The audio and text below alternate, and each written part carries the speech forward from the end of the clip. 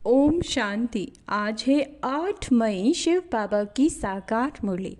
आज मीठे बाबा कहते हैं, मीठे बच्चे, देही अभिमानीपन बाप को याद करो। अंडरलाइन करेंगे पहला शब्द देही अभिमानी। तो याद का बल जमा होगा।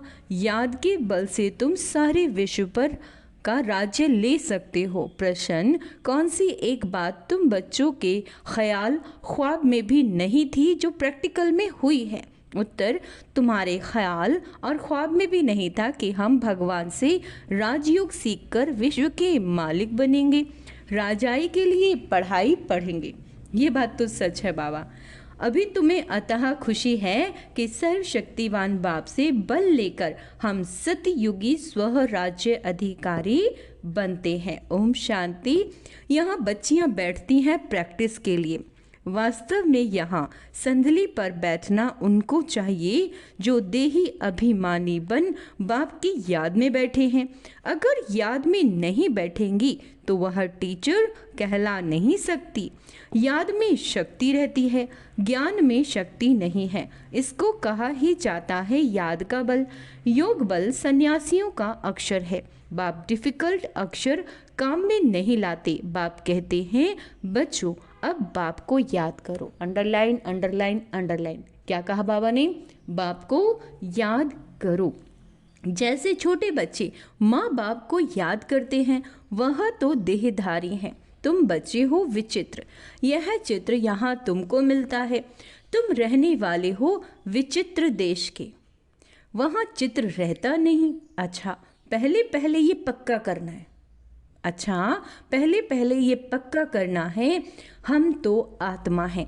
इसीलिए बाप कहते हैं, बच्चे देही अभिमानी बनो, अपने को आत्मा निश्चय करो।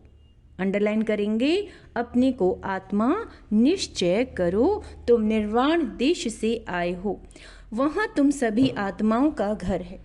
बाबा कहते, तुम वहाँ सभी आत्माओं का घर है। यहाँ पाठ बजाने आते हो। पहले पहले कौन आते हैं? अच्छा, बाबा कहते, ये भी तुम्हारी बुद्धि में है। दुनिया में कोई नहीं जिसको ये ज्ञान हो कि तुम आत्मा हो और तुम्हारा घर परम धाम है। अब बाप कहते, शास्त्र आदि जो कुछ पढ़ते हो उन सबको भूल जाओ। श्री कृष्ण की महिमा, फलाने की महिमा कितनी करते हैं, गांधी की भी कितनी महिमा करते हैं, जैसे कि वह राम राज्य स्थापन करके गए हो। परंतु शिव भगवानु वाच्य आदि सनातन राजा रानी के राज्य का जो कायदा था, बाप ने राजयोग सिखलाकर राजा रानी बनाया। उस ईश्वरीय रस्म रिवाज को भी तोड़ डाला। बोला राजाई नहीं चाहिए, हमको प्रजा का प्रजा पर राज्य चाहिए। अब उसकी क्या हालत हुई। दुख ही दुख है, लड़ते झगड़ते रहते हैं। अनेक मतें हो गई हैं, कोई कुछ कह रहा है तो कोई कुछ कह रहा है। अभी तुम बच्चे श्री मत पर राज्य लेते हो। इतनी तुम्हारे में ताकत रहती है जो वहाँ लश्कर आदि होता नहीं। डर की कोई बात नहीं। इन लक्ष्मी नारायण का राज्य था, अद्वैत राज्य था। दो थे ही नहीं तो जो ताली बजे, दो राज्य नहीं थे, है ना। दो राज्य हो तो ताली बजती है। उसको कहा जाता है अद्वैत राज्य। तुम बच्चों को बाप देवता बनाते हैं, फिर द्वैत से दैत्य बन जाते हैं। दैत्य से दैत्य बन जाते हैं रावण द्वारा। अभी तुम बच्चे जानते हो, हम भारतवासी सारे विश्व के मालिक थे। तुमको विश्व का राज्य सिर्फ याद बल से मिला है, अब फिर मिल रहा है। कल्प कल्प मिलता है सिर्फ याद के बल से। पढ़ाई में भी बल है।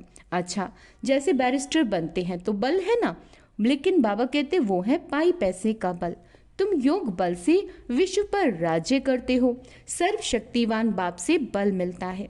तुम कहते हो, बाबा हम कल्प कल्प आपसे सतयुग का स्व राज्य लेते हैं, फिर गवाते हैं, फिर लेते हैं।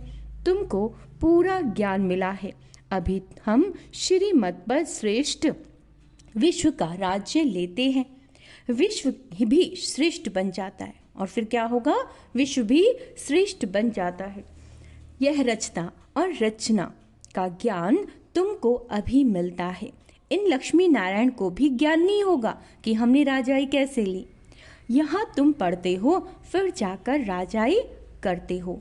कोई अच्छी धनवान के घर में जन्म लेते हैं तो कहा जाता है ना, इसने आगे जन्म में अच्छा कर्म किया है, दान पुण्य किया, जैसा कर्म ऐसा जन्म मिलता है।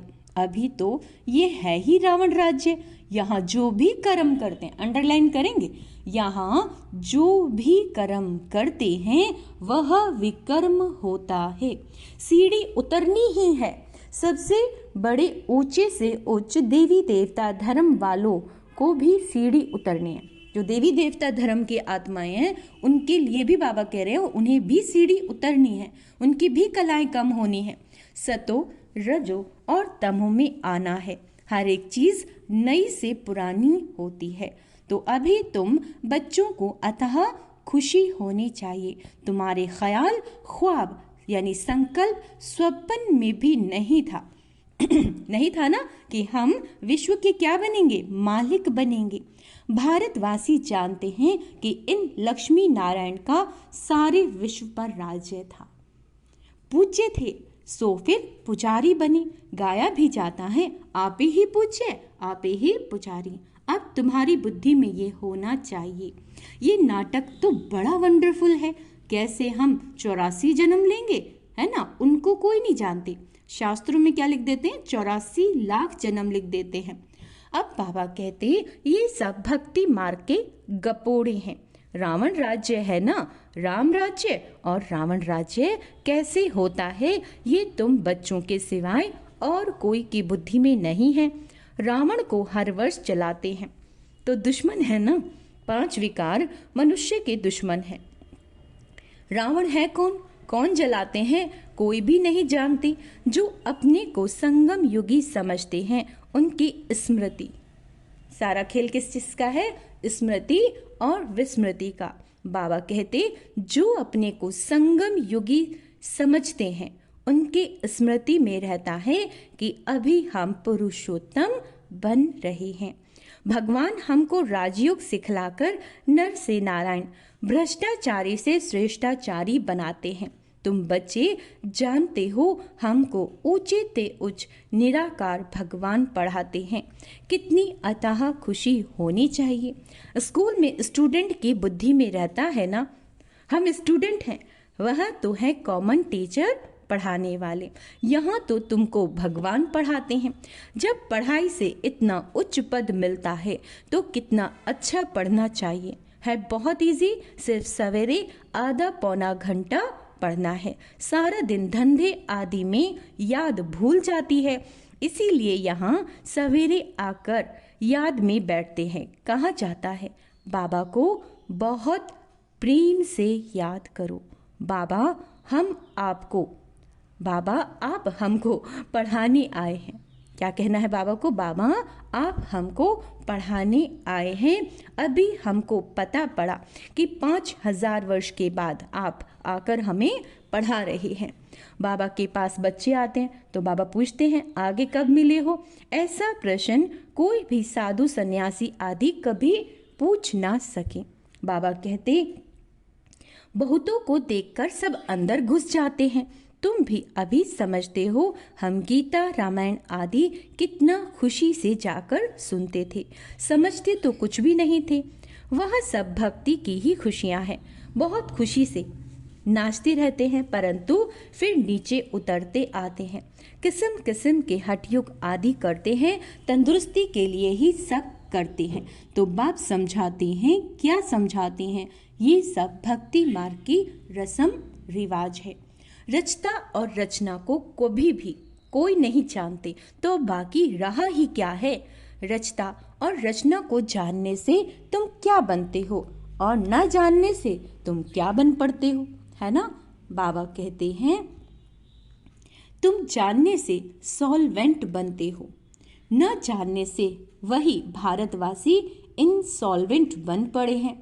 गपोड़े मारते रहते हैं, क्या क्या दुनिया में होता रहता है, कितने पैसा सोना आदि लूटते हैं। अब तुम बच्चे जानते हो वहां तो हम सोने के महल बनाएंगे। बैरिस्ट्री आदि पढ़ते हैं तो अंदर में रहता है ना कि हम ये इम्तिहान पास कर फिर ये बनेंगे, घर बनाएंगे। तुमको क्यों नहीं बुद्धि में आता हम स्वर्ग के प्रिंस प्रिंसेस बनने के लिए पढ़ रहे हैं। क्या कह रहे हैं बाबा, तुमको क्यों नहीं बुद्धि में आता, हम स्वर्ग का प्रिंस प्रिंसेस बनने के लिए पढ़ रहे हैं। खुशी कितनी होनी चाहिए, परंतु बाहर जाने से खुशी गुम हो जाती है। छोटी छोटी बच्चियां इस ज्ञान में लग जाती हैं। संबंधी कुछ भी समझते नहीं, कह देते हैं जादू है, कहते हैं हम पढ़ने नहीं देंगे। इस हालात में जब तक सागीर है तो माँ बाप का कहना मानना पड़े, हम ले नहीं सकते। बहुत खिटपिट हो पड़ती है। शुरू में कितनी खिटपिट हुई, बच्ची कही हम 18 वर्ष की है, बाप कहे नहीं तुम 16 वर्ष की हो, सागीर है। झगड़ा कर पकड़ ले जाते थे, है ना, नाबालिग कहते ना जिसको। सागीर माना ही बाप के हुक्म में चलना, बालिग है फिर जो चाहे करे, कायदे भी हैं। बाबा कहते तुम जब बाप के पास आते हो तो कायदा है, अपने लौकिक बाप का सर्टिफिकेट चिट्ठी ले आओ। फिर मैनर्स भी देखने होते हैं, मैनर्स ठीक नहीं है तो वापस जाना पड़ेगा। खेल में भी ऐसे होता है, ठीक नहीं खेलते हैं तो उनको कहेंगे बाहर जाओ, आबरू यानी इज्जत गवाते हो। अभी तुम बच्चे जानते हो हम युद्ध के मैदान में हैं। कल्प कल्प बाप आकर हमको माया पर जीत पहनाते हैं। मूल बात ही है पावन बनने की। पतित बने हैं विकार से, बाप कहते काम महाशत्रु है, आदि मध्य अंत दुख देने वाला है। जो ब्राह्मण बनेंगे वही फिर देवी देवता धर्म में आएंगे।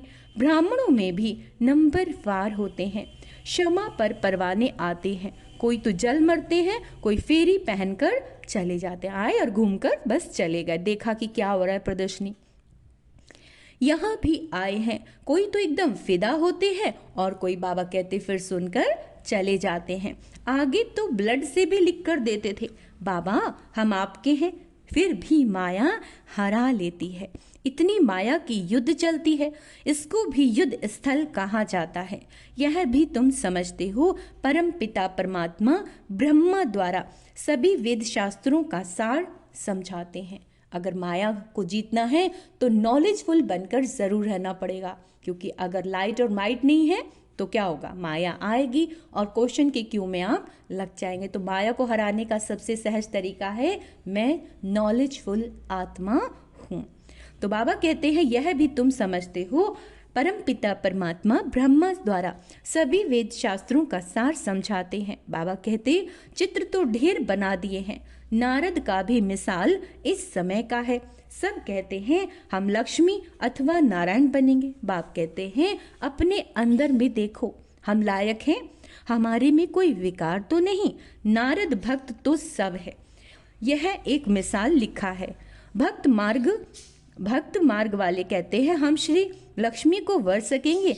बाप कहते हैं कि नहीं, जब ज्ञान सुने तब सदगति को पा सके। मैं पतित पावन ही सबकी सदगति करने वाला हूँ। अभी तुम समझते हो बाप हमको रावण राज्य से लिबरेट कर रही हैं। वह है जिस्मानी यात्रा, भगवानु वाच्य, मन मनाभव। बस इसमें धक्के खाने की बात नहीं, वो सब है भक्ति मार्ग के धक्के। आधा कल्प ब्रह्मा का दिन, आधा कल्प है ब्रह्मा की रात। तुम समझते हो हम सब बीके का अभी आधा कल्प दिन होगा, हम सुखधाम में होंगे, वहां भक्ति नहीं होगी। अभी तुम बच्चे जानते हो हम सबसे साहूकार बनते हैं तो कितनी खुशी होनी चाहिए। तुम सब पहले रफ पत्थर थे, अब बाप धार पर चढ़ा रहे हैं। बाबा जौहरी भी है ना। ड्रामा अनुसार बाबा ने रथ भी अनुभवी लिया है। गायन भी है गांव का छोरा। श्री कृष्ण गांव का छोरा कैसे हो सकता है, यह तो सतयुग में था। उनको तो झूलों में झुलाते हैं, ताज पहनाते हैं, फिर गांव का छोरा क्यों कहते। गांव के छोरे शाम ठहरे, अभी सुंदर बनने आए हो, बाप ज्ञान की सीरन पर चढ़ाते हैं। ये सत्य का संग कल्प कल्प कल्प में एक ही बार मिलता है, बाकी सब है झूठ संग। इसीलिए बाप कहते हैं हियर नो एवल, ऐसी बातें मत सुनो जहां हमारी और तुम्हारी ग्लानि करते हो। तो जो कुमारियां ज्ञान में आती हैं वह तो कह सकती हैं कि हमारा बाप की प्रॉपर्टी में हिस्सा है, क्यों ना हम उनसे भारत की सेवा अर्थ सेंटर खोलूं। कन्यादान तो देना ही है, वह हिस्सा हमको दो तो हम सेंटर खोलें, बहुतों का कल्याण होगा। ऐसी युक्ति रचनी चाहिए। यह है तुम्हारी ईश्वरीय मिशन। तुम पत्थर बुद्धि को पारस बुद्धि बनाते हो। जो हमारे धर्म के होंगे वह आएंगे। एक ही घर में देवी देवता धर्म का फूल निकल आएगा, बाकी नहीं आएंगे। मेहनत लगती है ना। बाप सभी आत्माओं को पावन बनाकर सबको ले जाते हैं। इसलिए बाबा ने समझाया था, संगम के चित्र पर ले जाओ। इस समय है कलयुग, उस तरफ है सतयुग। सतयुग में है देवताएं, कलयुग में है असुर। इसको कहा जाता है पुरुषोत्तम संगम युग। बाप ही पुरुषोत्तम बनाते हैं। जो पढ़ेंगे वो सतयुग में आएंगे, बाकी सब मुक्ति धाम में चले जाएंगे, फिर अपने अपने समय पर आएंगे। यह गोले का चित्र बड़ा अच्छा है। बच्चों को सर्विस का शौक होना चाहिए, है ना। किस पर समझाना है आज? गोले के चित्र पर।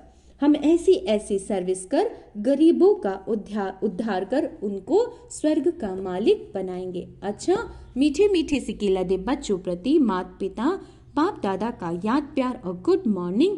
रूहानी बाप के रूहानी बच्चों को नमस्ते।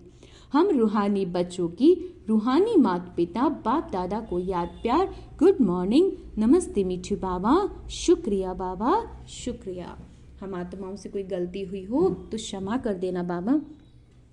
धारणा के लिए मुख्य सार, अपने आप को देखना है। हम श्री लक्ष्मी श्री नारायण समान बन सकते हैं। हमारे में कोई विकार तो नहीं।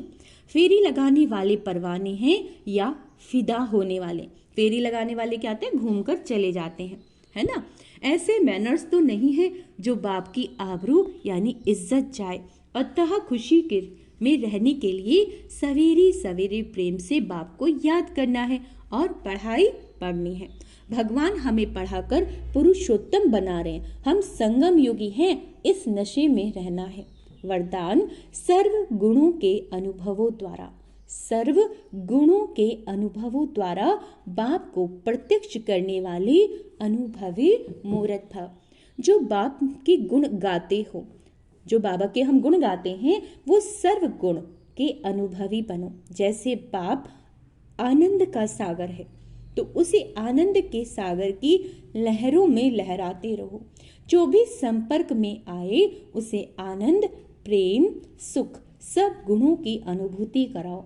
ऐसे सर्व गुणों के अनुभवी मूर्त बनो तो आप द्वारा बाप की सूरत प्रत्यक्ष हो, क्योंकि आप महान आत्माएं ही परम आत्मा को अपनी अनुभवी मूर्त से प्रत्यक्ष कर सकते हो। स्लोगन है, कारण को निवारण में परिवर्तन कर, अशुभ बात को भी शुभ करके उठाओ। अव्यक्त इशारे, रूहानी रॉयल्टी और पर्सनैलिटी, प्योरिटी की पर्सनैलिटी धारण करो। ब्राह्मणों की लाइफ जीवन का जियदान पवित्रता है। आदि अनादि स्वरूप ही पवित्रता है। अंडरलाइन करेंगे, आदि और अनादि स्वरूप ही पवित्रता है। जब स्मृति आ गई कि मैं आदि अनादि पवित्र आत्मा हूँ, स्मृति आना अर्थात पवित्रता की समर्थी आना। अगर स्मृति आई तो क्या याद आएगा, पवित्रता के समर्थी।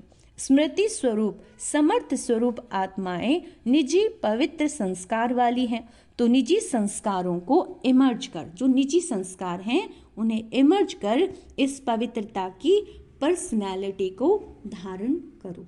अच्छा, ओम शांति। तो आज का स्वमान अभ्यास करेंगे। मैं अनुभवी मूर्त हूँ। क्या हूँ मैं? अनुभवी मूर्त हूँ। और मैनर्स यानी मैं दैवी गुण धारी हूँ। और कौन कौन से दैवी गुण हैं? कम बोलना है, जितनी ज़रूरत हो बस उतना बोलें। मुस्कुराहट, स्माइल रहे, है ना। कम बोलें, धीरे बोलें और मीठा बोलें। बाबा पर फिदा होना है, फेरी वाला नहीं बनना। दूसरा सबसे बड़ा जो इम्पॉर्टेंट है, स्वयं को आत्मा समझना कि मैं आत्मा हूँ, परम धाम की रहने वाली हूँ और सुबह उठकर शिव बाबा से बहुत मीठी मीठी बातें करनी है। अच्छा, ओम शांति।